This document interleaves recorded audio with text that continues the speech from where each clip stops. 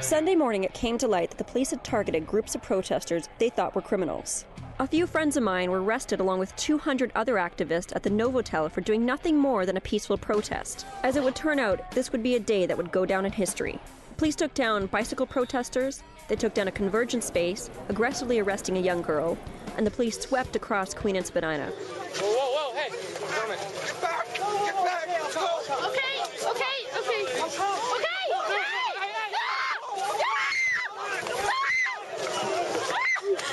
And even arrested bystanders, holding people in the rain for hours. 900 were arrested in all. It became the biggest mass arresting in Canadian history. I went down to the temporary detention center, a film studio, to see my friends who had been arrested. Just as I got there, people were being released. Then I found my friend Kimia, who told me her story. We were doing a peaceful protest in the streets yesterday. We did a sit-in front of Novotel. We were arrested for not leaving when we were asked to, supposedly. We were never asked to leave, and they surrounded us. There was no way for us to leave. People wanted to. There were spectators who just came to watch who got arrested.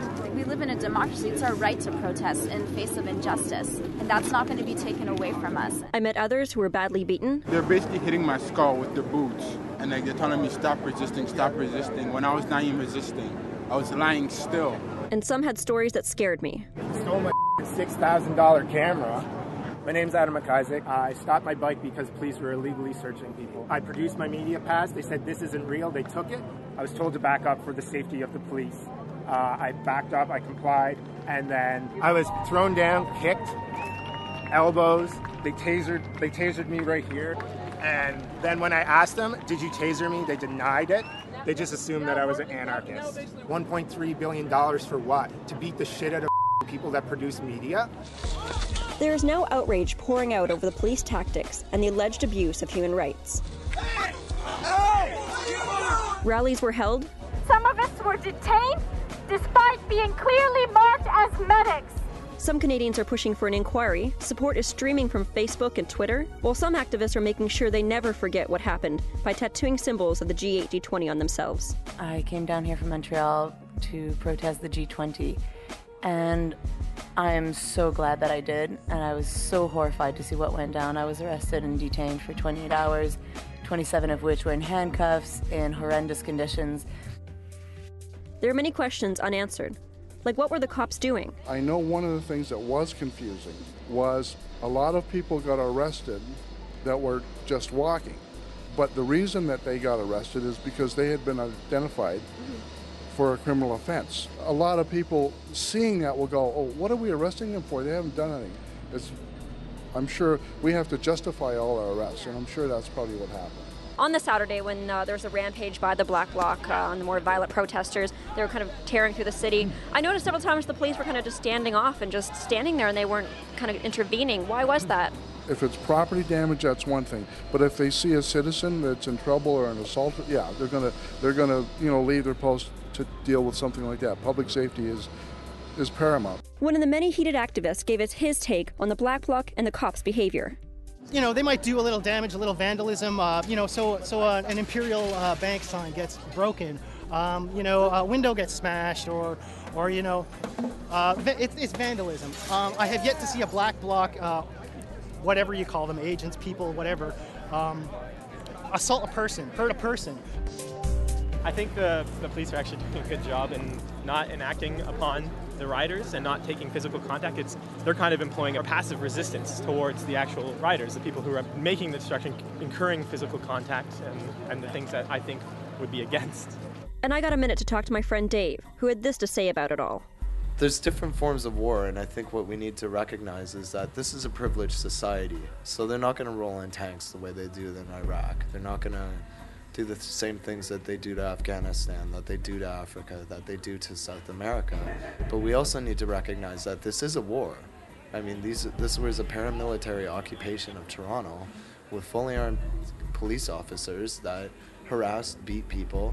It might not be the same violence that other countries experience, but it was very much a war zone. In the end, I came to realize that this was more than just protesting, but that this was defending our basic human rights and civil liberties, and even fighting for democracy. Well, that was just my experience. Let us know what you think at Twitter, MTV News Canada.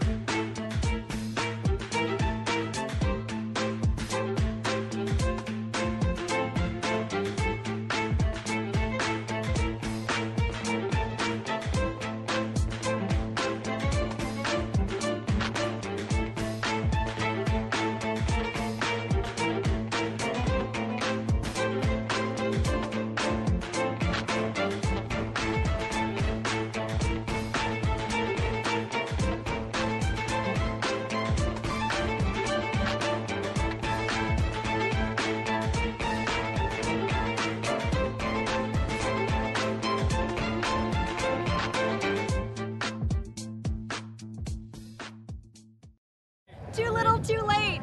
My helmet's not even going on properly. Damn it. Just.